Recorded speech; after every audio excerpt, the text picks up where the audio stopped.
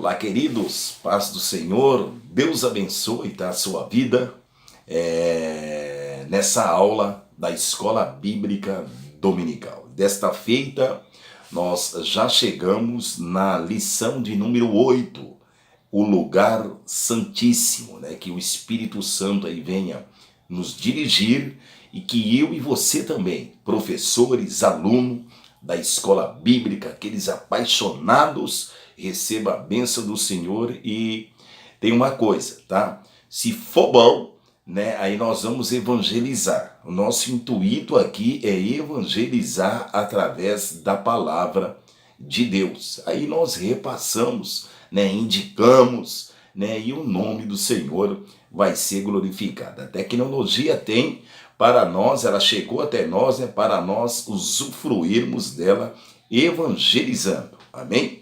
Lugar santo, lição 8. Deus abençoa a sua vida, né?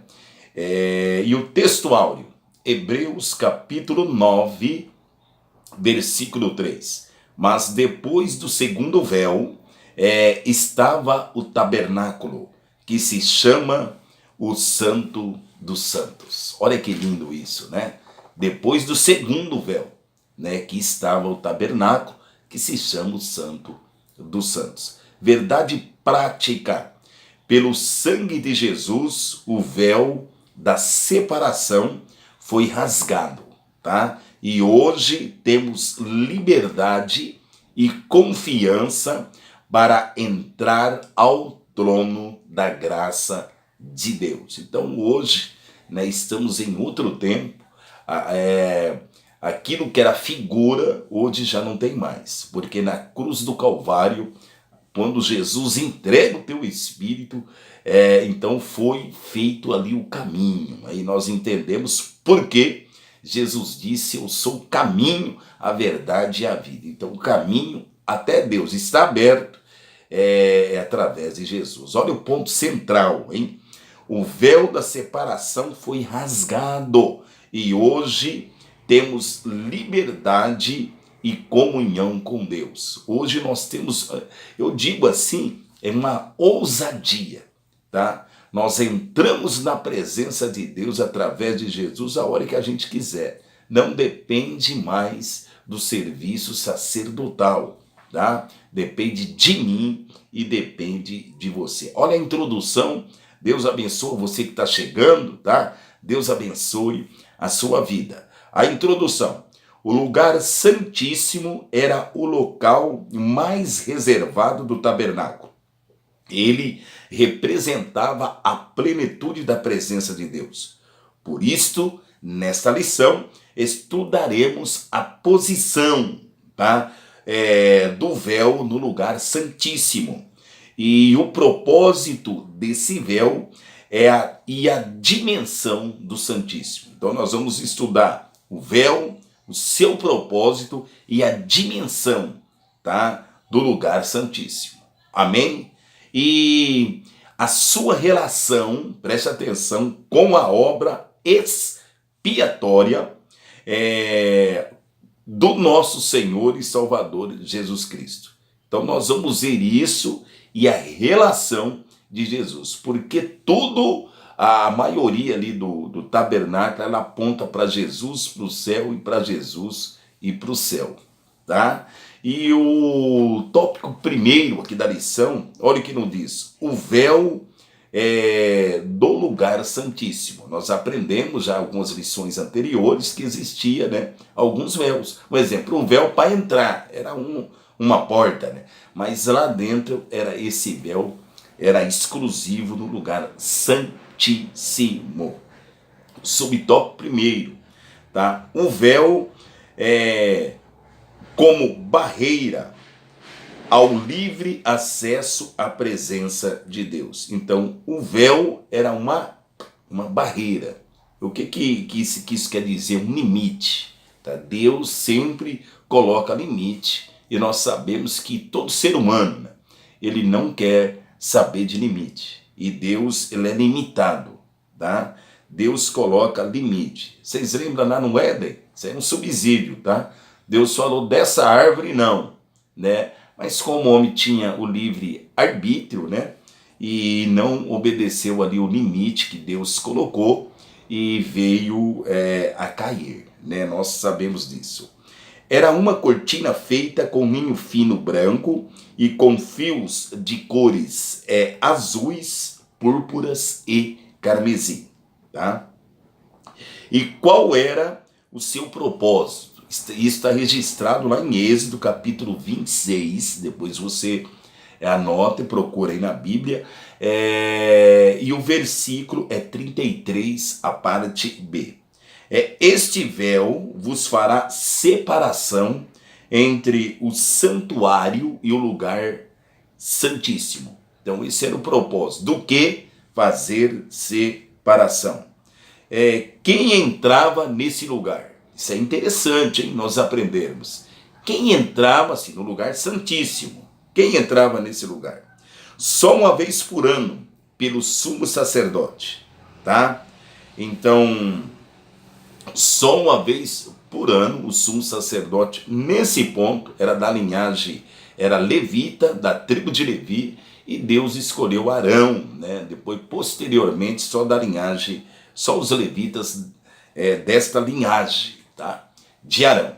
Então, Arão foi o primeiro sumo sacerdote. Então, só uma vez por ano, ele entrava nesse lugar para fazer, expedir o sacrifício, um exemplo dele próprio e posteriormente de toda a nação. Olha a responsabilidade que tinha, né, o sumo sacerdote. E outra, não podia errar. Era temor em cima de temor, tá? Mas Jesus é o nosso sumo sacerdote. Jesus da linhagem de Melquisedeque, né? Ele é o nosso sumo sacerdote na cruz. Ele expirou os nossos pecados. Na cruz, ele estava rasgando o véu, tá? E isso lá em Hebreus capítulo 9, versículo 11, né, a 14, e o versículo 12 em especial diz: nem por sangue de bezerros, mas o seu próprio sangue entrou uma vez, né, no santuário, e havendo efetuado uma eterna redenção.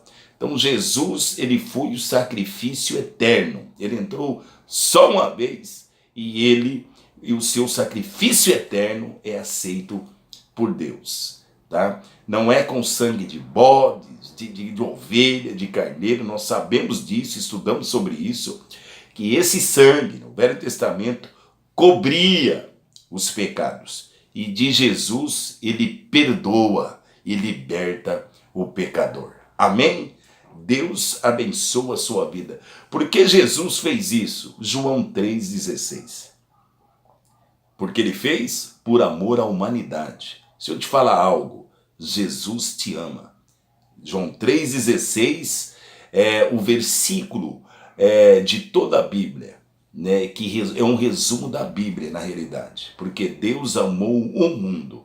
Primeira coisa que nós aprendemos é amar. Deus amou. Segunda coisa que nós aprendemos, uma ação. Ele enviou. Não é só dizer que ama, tem que ter ação, tá bom?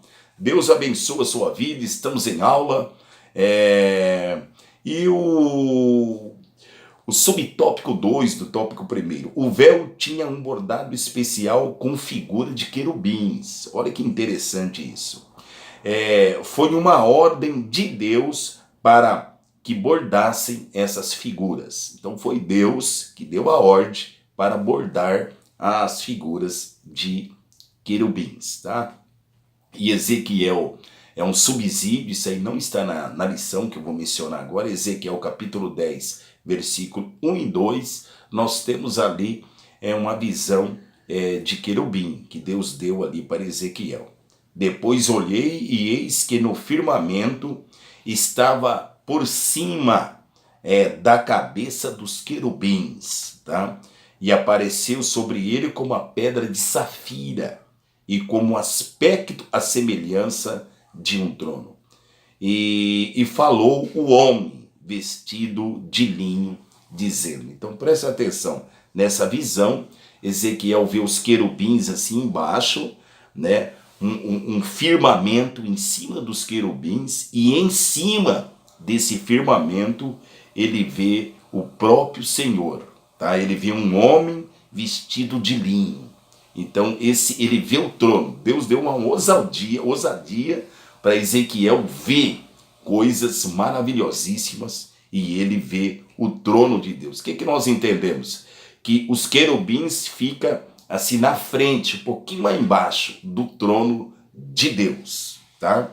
E essa confirmação, Daniel confirma o que eu estou dizendo para vocês. Daniel capítulo 10, versículo 5, ele fala desse jeito: e levantei os meus olhos e olhei e vi um homem vestido de linho, tá?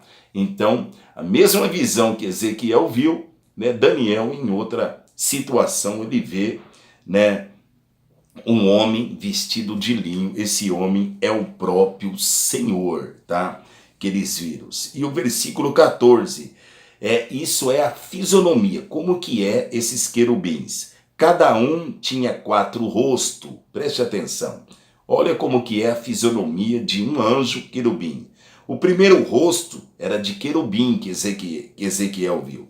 O segundo rosto era de homem, o terceiro rosto de leão e o quarto rosto era de águia. Então isso foi a visão, né, que Ezequiel viu. E a confirmação desses rostos, olha que interessante, né, falando de querubim, dos anjos. João vê lá no Apocalipse a mesma visão que Ezequiel viu. Então nós vemos que o livro de Daniel, o livro de Ezequiel, o livro de Apocalipse é interligado um com o outro. Então olha que João vê lá em Apocalipse 4, 7. João vê o trono e os anjos, e os 24 anciões, e o primeiro animal era semelhante a um leão, o segundo a um bezerro, o terceiro a um homem, e o quarto como águia. Então ele vê também os querubins, né? E ele vê as mesmas fisionomias que Ezequiel viu. E nós sabemos também, falamos assim de querubim, que o diabo era que anjo? Que anjo que era o diabo? Só para a gente lembrar que tudo que existe, tudo, mesmo, né, o anjo, né, que é o diabo, ele foi criado por Deus, tá? Ele foi criado por Deus, tá? Então, uma pessoa foi todos criado por Deus, tá? Então, em Ezequiel, né, capítulo 28, versículo 14, a Bíblia vai dizer como que era, né, o nosso adversário. Diz assim, ó: tu eras, passado, né, um querubim. Mas, pastor, ele era um querubim, como que ele era diferente dos demais? Ele era ungido. Essa é a diferença, né? Então, tu eras um querubim ungido para proteger, e te estabeleci no Monte Santo de Deus. Aqui está falando do próprio diabo. E por que ocasionou a queda? O que ocasionou a queda do diabo? O orgulho foi a sua queda. Então, o que nós aprendemos nisso aí também? Olha que lição maravilhosa, hein? Que todos os seres criados por Deus têm livre arbítrio. Isso quer dizer que até os anjos, eles caíram porque eles tinham livre arbítrio. Isaías capítulo 14, versículo 13, olha o que diz, olha o orgulho dele. Eu subirei ao céu, acima das estrelas de Deus, e exaltarei o meu trono. Olha que ele imaginou, né, que ele projetou o diabo, né, que ele queria subir acima das estrelas e queria exaltar no trono dele. Tá? E o versículo 14, subirei acima das mais altas nuvens, versículo 14 de Isaías 14, tá? Subirei acima das mais altas nuvens e serei semelhante ao Altíssimo. Então sempre o diabo, ele quis poder, ele quis ser semelhante ao Altíssimo. Isso vai acontecer quando se levantar o falso profeta e o anticristo, né? E ele vai trazer as pessoas, né? Na realidade, a maioria obrigada a adorar ele. É isso que ele quis. Sempre adoração focada para ele. Então isso está no coração do diabo. Isso vai acontecer quando aproximar-se a grande tribulação e o Senhor vai tirar a igreja, né, aqui da terra. Então, isso o que diz? As suas figuras bordadas, lembra, o homem que o trono de Deus está cercado desses seres. Então, aquele bordado lembra nós que o trono de Deus é cercado desses seres. Não mencionei, isso aqui é subsídio que eu estou mencionando. Isaías, no capítulo 6, ele vê não os querubins, né? Ele vê os serafins. A única palavra na Bíblia que aparece serafins é através do livro de Isaías, capítulo 6. Então, Isaías, ele vê os serafins do lado do trono. E aqui nós observamos que os querubins ficam um pouco abaixo do trono. E nós entendemos que todo o trono de Deus são cercados desses seres angelicais. E eles foram esculpidos na tampa do tabernáculo. Isso reflete a santidade do Altíssimo. Então, na tampa do tabernáculo, né, do propiciatório, eles foram esculpidos também 2, né, querubins. E o subtópico 3, né, do tópico 1, o véu e translaçado e seus fios. Esse tecido que constituía o véu que demarcava o lugar santo do Santíssimo. É um símbolo do caráter santo e pleno do nosso Senhor Jesus Cristo. A cor azul aponta para a sua divindade, a púrpura para a sua realeza, a branca para a santidade e o carmesim para a sua obra expiatória por toda a humanidade. E o escritor aos Hebreus traz uma imagem, né, forte e viva do véu. Hebreus 10, capítulo 19 e 20. Tendo, pois, irmãos, a ousadia para entrar no santuário pelo sangue de Jesus, versículo 20. Pelo novo e vivo caminho que ele nos rasgou pelo véu, isto é, pela sua carne. Então o escritor ao Hebreus, ele vê assim o véu como o corpo, como a carne de Jesus. E lá na cruz, esse véu estava sendo rasgado, né? Jesus ali tudo perfurado, aquela situação, o véu, que é o corpo dele, foi rasgado na cruz. E hoje nós temos a ousadia para entrar na presença de Deus. Amém? Deus abençoe a sua vida. Qual é o propósito do véu interior? Qual é esse propósito? Primeiro, o véu era um símbolo da presença de Deus no lugar santíssimo e ninguém podia ver a Deus e continuar vivo. Então, o véu era um símbolo da presença. Ninguém, né, podia ver Deus e ficar vivo. Mas eles podiam ver o véu, que indicava a presença de Deus. Só o fato, né, dos sacerdotes ali olhar para o véu já indicava a presença de Deus. Então ali era um temor, era uma reverência, tá? Que talvez nos nossos dias, né, a igreja tem perdido essa reverência. E em 1 João 18 diz que Deus nunca foi visto por alguém. O Filho unigênito que está no seio do seu Pai, esse o fez conhecer. Então Deus nunca foi visto por ninguém, só através de Jesus que deu a conhecer quem era Deus. Segundo ponto aqui do tópico 2, o véu, um impedimento ao acesso à presença de Deus. Então era um impedimento ao acesso. O véu interior faziam os 2 lugares sagrados. O véu interior fazia os 2 lugares sagrados. Então o que esse véu fazia? Ele demarcava. O véu interior, ele demarcava. Então isso quer dizer o quê? O véu interior era limite, tinha-se limite, amém? E o subtópico 3 do tópico 2, o véu indicava o caminho da presença de Deus, amém? Deus abençoe a sua vida. O véu também indicava o caminho da presença de Deus. Não era por méritos pessoais, senão mediante, o sangue. Depois de degolar o bode, da oferta, da expiação, isso aí está registrado lá em Levítico capítulo 16, versículo 15, que será para o povo.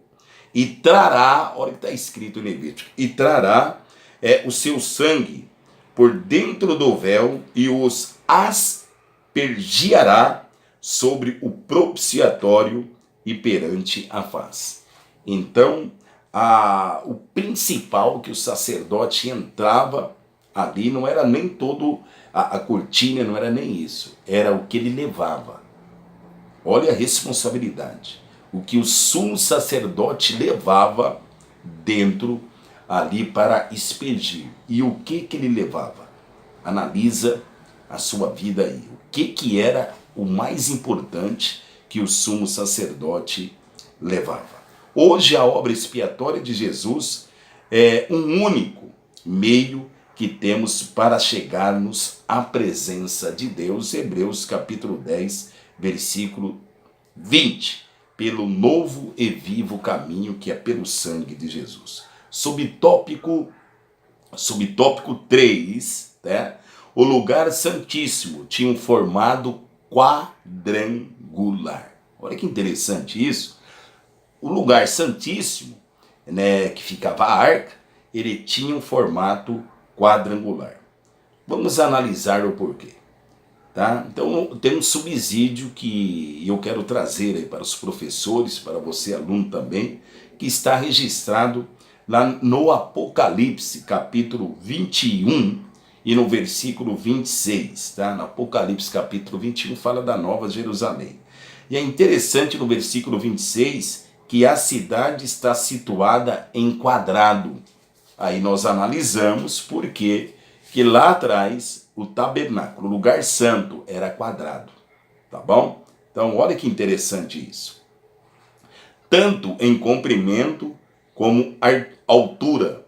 E eram lá no livro de Apocalipse, né, 12 mil estádios. E dá uma totalidade, somando esses 12 mil estádios, de 2.240 ou 2.200 quilômetros quadrados, tá? Se somar isso aí. E os muros também, eles dão da cidade santa 66 metros, tá? Então é essa totalidade. Interessante que a cidade é quadrada.